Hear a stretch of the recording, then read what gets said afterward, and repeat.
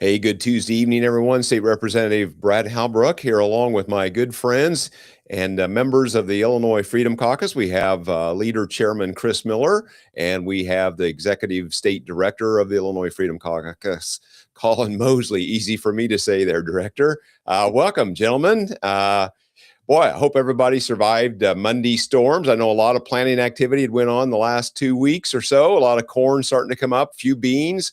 A lot of rain, a lot of storms overnight. I hope you guys survived the storm. Chris, did you guys make it okay? Yeah, we survived. It was a lot of thunder and lightning last night. My poor little blue healers, they were very scared, so they got to come in and be consoled Exactly. for a while anyway. I know it's a great day to be an American because Donald J. Trump's in the White House and Congresswoman Mary Miller is um, is on the stump there in the congressional 15th. And so that's always comforting to know that they're out there advocating for us on a daily basis. Right. And to that point, I watched a video that she put out over the weekend, how she was grilling some Minnesota, I think a Minnesota official about elections in Minnesota. And she did a great job handling that situation. So I'm glad she's there doing the heavy lifting for us. So speaking of thunder and lightning, we have Director Colin Mosley that, yeah, we're really happy that you're here and there and in Springfield with us nearly every day. Helping us do what we need to do to be more effective. So, Director, what's going on? Well, we got some storms here too. I'm not sad about the moisture. Maybe the speed at which it hit the ground could have been a little bit different. But we survived here, and happy to not be in Springfield for a week this week. Yeah, exactly. So we are off a week, and after kind of a slow but not intense week last week. And so that's what we want to try to cover here this evening if we can. So we've got a little bit of an update on some things that have been happening. And so with that, let's just go to the next slide and talk about three major pieces of legislation, two that moved and one that did not. And with that is constitutional amendments. We'll touch on those two first. And so I believe it was HJRCA 28. We'll see this language on the November ballot. It will bake into the Constitution about how redistricting is done every 10 years in the state of Illinois. Gentlemen, I guess the question before us is, how can our maps get any worse? So there's a great graphic that shows kind of how gerrymandered the legislative districts are in the state of Illinois. And of course, you've probably all seen the video clip where Governor Pritzker was on a national TV show, probably watched by at least 30 people, to where he claimed that they had turned the map making over to kindergartners. So with that, Chris, any thoughts on the map making process, this constitutional amendment? Went out on party lines. It's still amazing to me how they can keep a straight face when they talk about, if you remember, J.B. Pritzker promised that he wouldn't sign an unfair map, and then they get on the stump and talk about how these are the fairest maps that have ever been drawn. And if you look behind me over my left shoulder, you will no analogies there, please. But over my left shoulder, you will see a red and blue map of the state of Illinois, and to be able to draw 78 House seats out of that map as red as is amazing to me. The Democrats don't have a whole lot of skills in their skill set, but they do know how to draw gerrymandered, very partisan maps. Exactly. And Colin, Republicans, both in the House and in the Senate, I believe that we're in all or parts of all 102 counties across the state, but we don't really have the population centers of Chicago. We don't have the suburbs necessarily. We don't have Champaign-Urbana, Decatur, Springfield, some of the Metro East. And so, wow, what's your thoughts on this whole redistricting stuff, the way they prioritize some things over others when it comes into map making? Well, it's dangerous for one, and then my second thought is they're only doing this in Illinois because they know that their bad ideas and their bad policies are not passing muster with the voters. And, people want to bring up the stuff happening across the country that maybe, the president and the speaker have talked about with other maps in other states. Pritzker and the Illinois Democrats, they set the precedent. Their maps have been around for years, being this terrible. So, people want to cry wolf with the president trying to have fair maps in other states. Well, and Pritzker has had unfair maps in our state for going on 6 years now. So, they have no room to talk about anything. And you look at maps like what Virginia is trying to do and what Illinois look like now, and it's ridiculous. And you ask the question, how can our maps get any worse? But the Democrats could find a way to run out of sand in the desert. So we don't want to count them out. Exactly. Let's move on to the next subject here. What failed to move was a constitutional amendment 21 that would have went before the voters this fall in November. Or actually, I guess election season starts late September and ends 2 weeks after the election day. But anyhow, I digress. But what failed to move was an income tax change or an increase that would assess a 3% surcharge onto income of $1 million or more. Gentlemen, I think that was an initiative of the Progressive Democrat Caucus, but it failed to move. Hopefully we've dodged that bullet for a long time. But what's your thoughts? I guess we'll go to Chris and then to Colin. Yeah, I have no idea how this continues. The class warfare and the class envy continues to play well for the radical Democrats. That all they want to do is tax more, borrow more, spend more, regulate more, and drive families and businesses out of our state, and then take no responsibility for the fiasco that they have created. Hopefully they will. This thing will die, and they're probably thinking they're extracting enough money out of this next topic we're going to talk about that maybe they don't need to tax more millionaires and billionaires and anymore. It's an absolute joke, and I can't believe the indoctrination that has had to take place, because as long as I can remember, this has been part of their major playbook, is we want to tax the rich, and really ultimately all they're doing is taxing the hardworking middle class men and women here in the state of Illinois. Right, exactly. Well, Colin, I know the Democrats will love to brand this as a millionaire tax. Right. But that's not what this is, because those people can leave. Right. And they will leave. I mean, I think that I can't remember who, maybe Chesney made the point last year, because, what was it, last fall or spring, they were talking about a billionaire tax when they were trying to fund transit. And, they made the point, there's only one billionaire in Illinois with a residency requirement for his job, and that's our governor, and half of his fortune's in the Cayman Islands. But what this was all about was setting a precedent of opening up the Constitution to be able to have a non-flat income tax. Right. This, they tried the progressive tax a few years ago and it failed dramatically. And so now they've realized we have to chip away at this. We can't do it all at once. This will be the gateway to taxing your retirement, to taxing different income tax brackets, to taxing business differently. It's all going to be opened up if they move this. And so thankfully, for now anyway, it did not move. Right. Well, we've talked about this multiple times in the past, both on this podcast, on the House floor. We've talked about it, whether it's been on floor debate or committee debate. People are moving, and they're tired of the taxing. And I think we could probably devote a whole show to talking about how low or no tax states are growing and prospering. And gentlemen, we've talked about it before. They have roads, they have bridges, they have schools, they have law enforcement, and they continue to thrive. But Springfield, the Chicago Democrats, a supermajority party, boy, they just evidently eat breakfast at a different restaurant than the rest of us. That's right. Hey, let's move on to mega projects. This got labeled the Bears Bill. That's probably the hottest topic in Springfield, even though this isn't kind of a new topic. It's been kind of on the stove, percolating, if you will, for the last 3 years. But all of a sudden, Governor Pritzker, in his attempt to run for Pennsylvania Avenue, 1600 Pennsylvania Avenue, the threat that the Bears might move to Indiana, because the Indiana legislature, over 2 months ago, passed legislation that would allow the Bears to come into northwest Indiana, just created a great super highway for them to move in.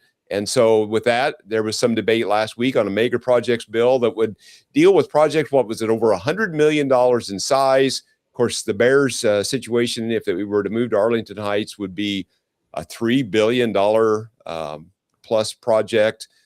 Interesting here, 5 Democrats voted no. The Freedom Caucus, we were a unanimous no. The bill's now headed to the Senate.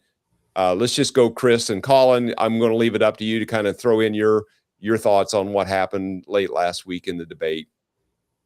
Well, I think the bigger question is how is this mega projects bills going to affect everyday working families here down where we live? And I mean, the word on the street is that they're giving a $1 billion corporation, basically a blank check on the backs of the taxpayers, and where I don't know what it's like up there, but I know that down here that young families are struggling to pay their real estate tax bill, their mortgage, and the list goes on and on. The increase in the gas tax that's piled on to increasing gas prices. I mean, and the list goes on and on and on. That middle class working families are struggling. Seniors on a fixed income are struggling to pay their utility bills, and all of the above. And yet we want to give a sweetheart deal, a tax freeze for what, 45 years? Was that the number that they were? About 40, yeah, somewhere in there. 40-year tax freeze, where we need to focus on things that are going to affect the entire state, and this will not. Exactly.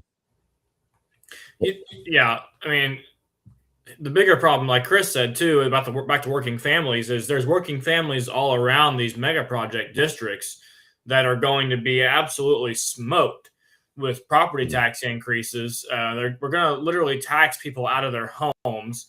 We're going to tax restaurants and small businesses out of their facilities whenever you could be 10 feet away from the district boundary. And if I have a restaurant inside the district and I'm paying, triple the property taxes I was versus somebody outside of it, I can't afford to do business, or I can't afford to lower prices. That's for sure. I mean, the bill's got all kinds of problems.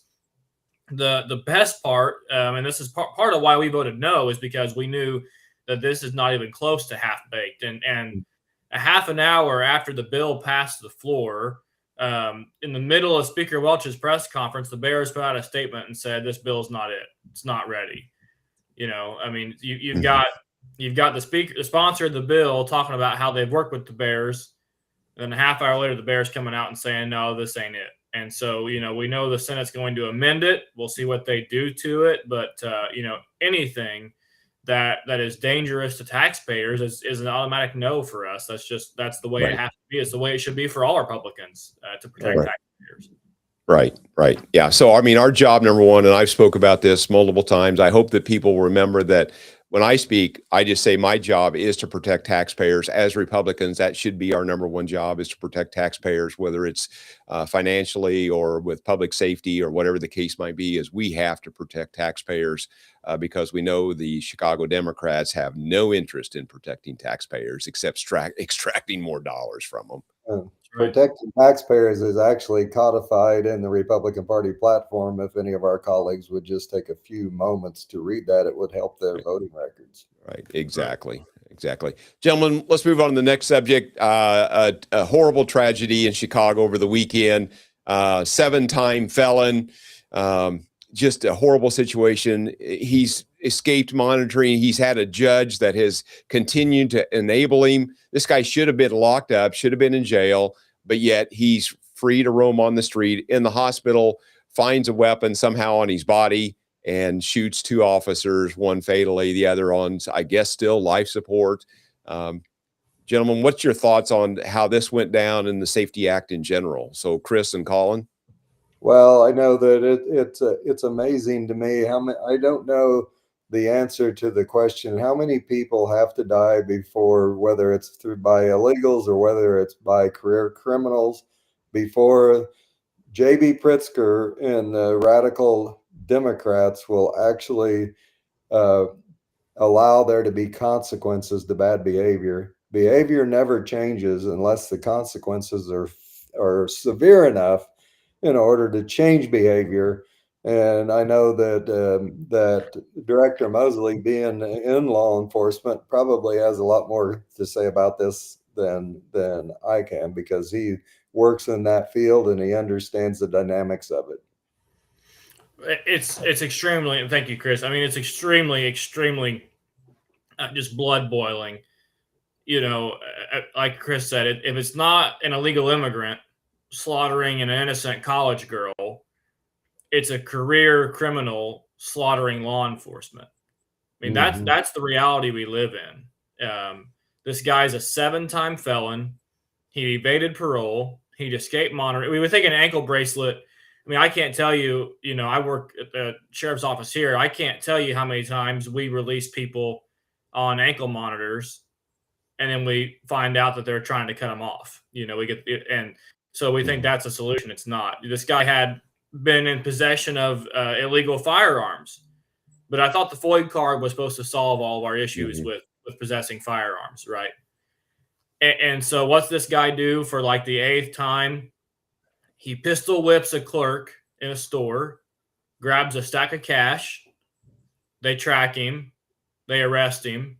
He claims he swallowed drugs. Well, now you have a duty to act for his medical care. So you transport him to a hospital so he doesn't overdose in your squad car.